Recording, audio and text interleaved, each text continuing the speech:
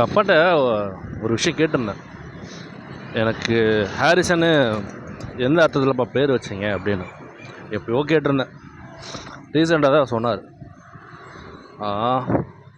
தமிழுக்கு அமுதென்று பேர் அப்படிலாம் சொல்லி ஒரு சென்டென்ஸ் எழுதி கொடுத்து அதில் ஒரு விளக்கம் ஒன்று போட்டிருந்தார். நானே மிரண்டுட்டேன். ஓகேவா. முதல் மகன் அப்படின்னு பேர் வைக்க விருப்பப்பட்டார். எப்போது அவர் நான் பிறந்தப்போ 90 சம்திங் 90 சம்திங். அப்போது அது ஆதி சன் அப்படின்னு வச்சார். ஐ மீன் ஆதி தமிழில் இருக்குல்ல, அந்த மகன் சன் அப்படின்னு தமிழும் சேர்ந்து இங்கிலீஷும் சேர்ந்து வைக்கிற மாதிரி பிளான் பண்ணியிருந்தார் போல் சொன்னார் நேற்று. அதை நான் அப்போது நாங்கள் தேனியில் இருந்தோம்னு நினைக்கிறேன், எனக்கு சரியாக ஞாபகம் இல்லை. தேனி ஊர் தான் எங்கள் அப்பாவுக்கு.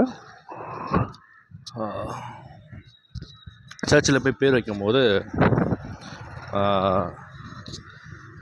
தமிழ் சேர்ந்து வைக்கிற மாதிரி இருக்குது ஏதோ யோசிச்சு டப்புன்னு ஹாரிசன் வச்சிட்டாரு.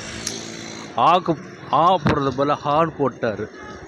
அதுவும் நல்லா தான் இருக்குது அப்படின்னு பேச்சு வழக்கில் ஆதிசன் ஆதிசன் ஆதிசன் ஹாரிசன் வந்துருச்சு.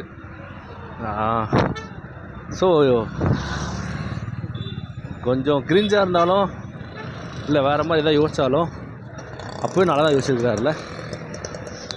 உங்களோட ஒப்பீனியன் என்னென்னு கமெண்ட் பண்ணுங்கள்.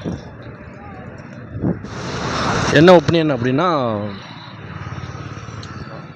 ஆதிசன் நல்லா இருக்கா இல்லை ஹாரிசன் நல்லா இருக்கா, ஆதியா ஹாரியா, எப்படி கூப்பிட்டா நல்லாயிருக்கும் அப்படின்னு ஒரு சின்ன சஜஷன் தான் கேட்குறேன். நான் முடிக்கும் போது அது பேர் சொல்லி முடிக்கும் போது நல்லாயிருக்கும் அப்படின்னு யோசிக்கிறேன். ஏன்னா தமிழ் பேர் அல்லவா. சொற்பொழிவாற்ற வேண்டும் என்று என் தந்தை விரும்புகிறார்.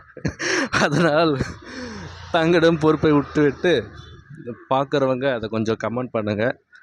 ஓகே, ஆதி சன்னா ஹாரி சன்னா அப்படின்னு.